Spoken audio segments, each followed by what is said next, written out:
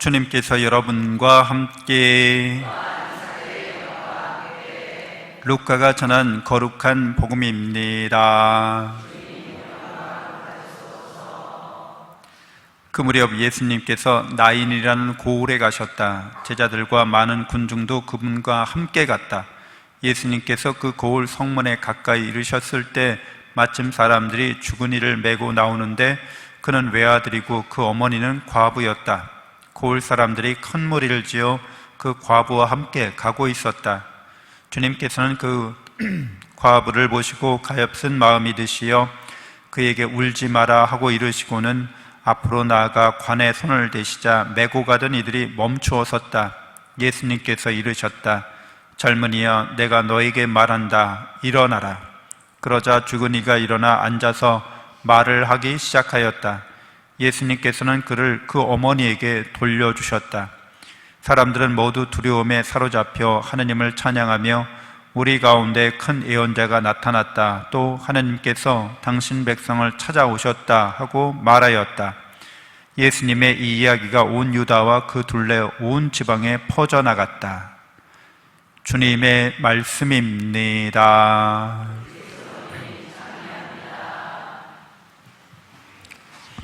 참 예수님, 네, 오늘 하느님의 복동이 고맙습니다. 고맙습니다.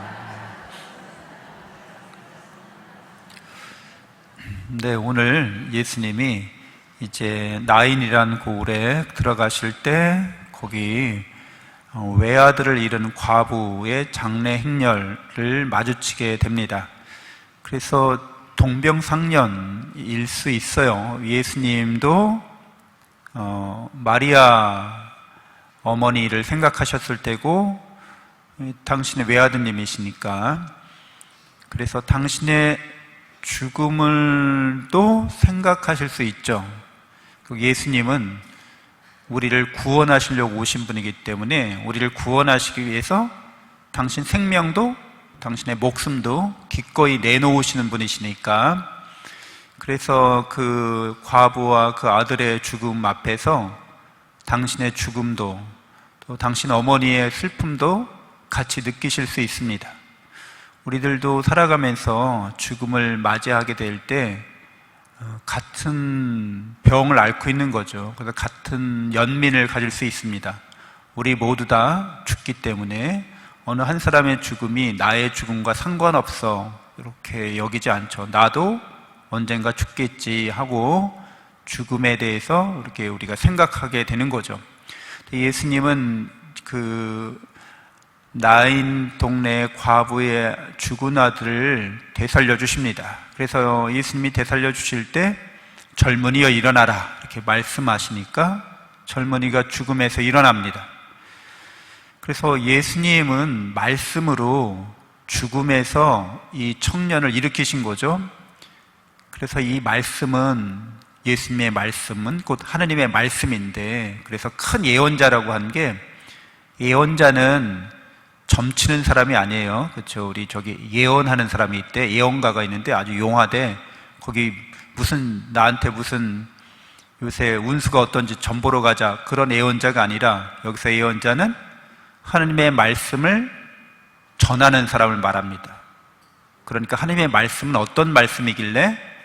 하느님의 말씀은 우주를 창조하는 말씀인 거예요.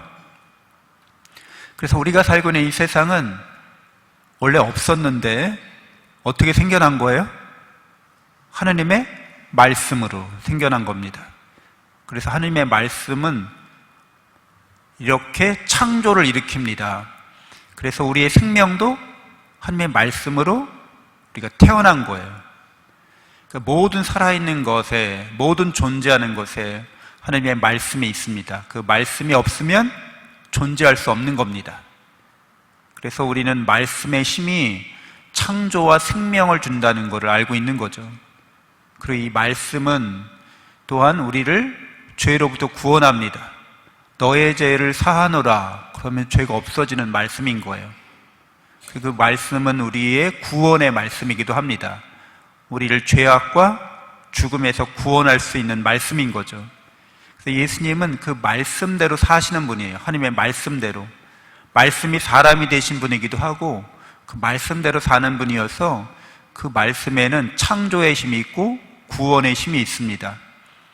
그래서 이 말씀이 우리와 함께 하시는데 우리에 대한 사랑을 그 말씀이 드러내시는 거죠. 그래서 말씀이 사람이 되셔서 성모 마리아 품에 잉태되어 나시고 핏덩이로 이 세상에 태어나시고 연약한 아주 허약한 그냥 부모의 보살핌이나 돌봄이 없으면 하루도 살 수 없는 그런 아기로 이렇게 갓난아기로 우리에게 오시는 거죠. 그리고 자라시고 성장하시고 또 사람들이 겪는 모든 일들을 겪으십니다. 그 말씀이 우리를 사랑한다는 것을 드러내시는 거예요. 그래서 우리와 동고동락하시는 거죠. 그래서 우리에게 우리가 이제 피할 수 없는 죽음마저도 어떻게 하시는 거예요? 그 말씀이 함께 하시는 겁니다. 십자가를 지고 우리 죄를 대신해서 죽으시는 거죠. 죽음을 겪으시고 다시 부활하십니다. 이것은 말씀께서, 하나님의 사랑의 말씀께서 우리가 태어날 때도 우리가 살아갈 때도 늘 함께 하셨을 뿐더러 우리가 죽을 때도 함께 한다는 겁니다. 그 사랑의 말씀이. 그래서 그 당시 사람이 죽으면 어떻게 되는지 되게 궁금했거든요. 그래서 여러 가지 설이 있었어요. 그 중에 부활을 믿는 사람들이 있었고, 죽은 다음에 착하게 산 사람들은 좋은 곳에 갈 거야 이렇게 믿는 사람들, 파라다이스, 낙원에 갈 거야 이렇게 믿는 사람이 있었고, 그리고 다시 살아날 거야, 부활할 거야 이렇게 믿는 사람들이 바리사이파인들이었던 거죠. 근데 사두가이파 사람들은 그렇게 믿지 않았어요. 죽으면 안 살아나. 죽으면 저기 쉐월이라는 곳에 가. 쉐월은 뭐냐면 그냥 유령들이 모여 사는 데예요. 저 땅속에 쉐월이 있는데 유령들이 모여 사는 건데 거기는 높은 사람 낮은 사람 할 것 없이 다 똑같다는 거예요. 착한 사람 악한 사람 똑같이 다 그냥 거기에 모여 있다는 거예요. 그림자처럼. 쉐월이라고 그랬어요. 옛날 사람들은 그런 생각을 갖고 있었어요. 그래서 우리나라 사람들도 그런 생각을 갖고 있었어요. 죽으면 그냥 천국이나 지옥이나 이런 개념이 처음에 없었기 때문에 죽으면 죽음의 세계로 간다고 생각했고, 죽음의 세계는 그냥 빛도 없고 무슨 이렇게 뭔가 실제적으로 있는 게 아니라 헛개비처럼 있는 거구나 이렇게 생각했었어요, 옛날에. 그래서 속담에 그런 말이 나왔죠. 똥밭에 굴러도 이승이 낫다. 그 뭐냐, 죽은 다음에 그런 세계로 간다고 생각했던 거예요. 이게 뭐 아무런 사건도 안 일어나고 그냥 희미하게 그냥 있는 거죠. 그러니까 똥밭에 굴러도 냄새라도 나고 이렇게 생생한 느낌이 들잖아요. 죽은 다음에 그런 느낌도 없고 그냥 잠자듯이 희미하게 있다 이렇게 본 거예요.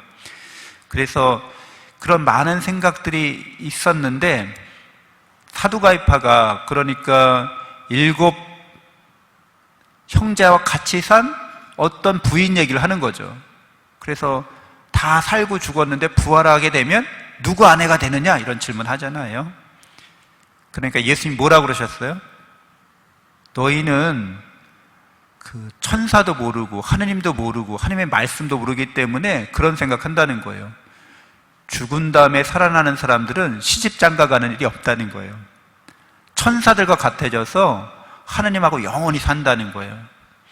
그러니까 아브라함의 하느님, 이삭의 하느님, 야곱의 하느님이라고 말씀하세요. 아브라함, 이삭, 야곱은 이미 죽었죠. 선조들인데. 그렇죠. 몇천 년 전에 죽은 사람들인데 아브라함의 하느님은 살아계신 것처럼 아브라함도 하느님 앞에 살아있다는 거예요. 그래서 그걸 알려주시는 거죠. 우리가 죽을지라도 예수님이 이 과부의 아들 살리신 것처럼 하느님은 말씀의 힘으로 우리에게 죽음을 넘어서는 삶을 주신다는 거예요. 그리고 하느님의 말씀과 함께 살아있는 사람들은 죽은 게 아니라는 거예요. 그래서 여러분, 우리가 죽음을 경험하잖아요. 우리에게 응행하고 태어나는 경험, 여러분 그 경험을 하셨죠, 분명히? 근데 까먹으셨죠? 내가 응행하고 태어난 날을 기억 못 하시죠? 근데 분명히 그런 경험을 한 거예요. 그냥 난데없이 응행하고 엄마 태석에서 밖으로 나와 보니까 여긴 어디? 난 누구? 이러는 거죠. 이게 대체 뭔 일이지? 하고 놀라는 경험을 하죠. 근데 여러분 다 까먹으셨을 거예요. 근데 분명히 여러분이 경험했기 때문에 여러분의 의식 속에는 그게 잠재돼 있어요. 그래서 태중에서 산도를 나올 때 고생했던 사람들은 뭔가 좀 태중에 있을 때 태교를 잘못 받은 사람들은 뭔가 좀 불안한 마음이 있어요. 엄마가 이렇게 애기 잉태했을 때 막 나쁜 생각하고 나쁜 감정에 휩싸이고 그러면 애가 태어나는데 막 불안해. 왜 그러냐면 여러분은 기억은 못하지만 그게 체험된 거예요. 그래서 이렇게 우리의 의식 밑바닥 속에 있는 거거든요.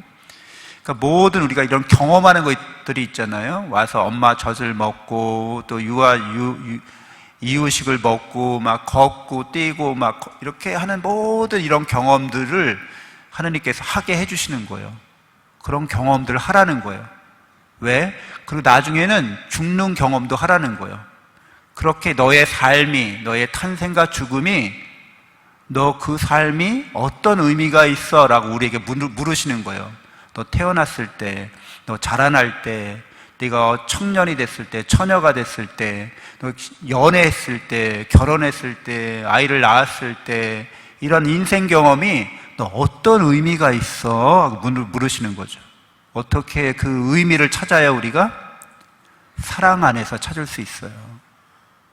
사랑 안에서만 그 의미 있는 거예요. 하나님 우리에게 사랑을 가르치고 배우게 하시려고 이런 걸 경험하게 하시는 거예요, 여러분. 죽음을 경험한다고요. 그 죽음이 어떤 의미가 있어야만 해요? 사랑으로 그 죽음을 받아들이는 거예요. 그래서 그 경험일 뿐인 거예요. 여러분은 죽지 않아요.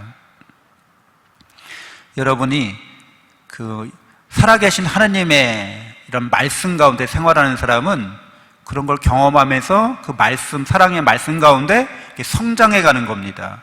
그래서 그리스도인들은 부활을 믿기 때문에 예수님이 그렇게 죽으셨다가 다시 살아나셔서 우리에게 뭐를 보여주시는 거예요? 부활의 삶. 하나님의 사랑 안에서 영원히 산다는 걸 보여주시는 거거든요. 그래서 예수님의 부활을 믿는 사람들이 참된 그리스도인입니다. 하나님의 사랑으로 우리가 죽음을 넘어선다는 거예요. 죽음을 경험하는데 그 죽음의 의미를 잘 안다는 거예요, 우리는. 그래서 예수님이 죽으신 것도 왜 죽으신지를 안다는 거예요. 영원한 사랑으로 우리가 영원한 행복에 든다는 거예요. 영원한 사랑을 깨닫고 믿는 사람은 지금 영원한 행복 속에 있는 거예요. 지금이 바로 구원의 때라고 말씀하시는 거예요. 그러니까 그리스도인들의 이런 죽음에 관한, 삶에 관한 이런 경험들은 하나님의 사랑 안에서만 의미 있게 다가옵니다. 그리고 그걸 깨닫고 믿는 사람은 지금 하나님과 함께 살고 있는 거예요. 영원히 사랑 속에서. 그리고 그 사랑을 깨닫고 믿는 만큼 행복한 거예요. 여러분들이 하나님의 사랑으로 지금 바로 구원받으시고 지금 바로 영원한 행복에 드시기 바랍니다. 잠시 눈을 감고 묵상하겠습니다.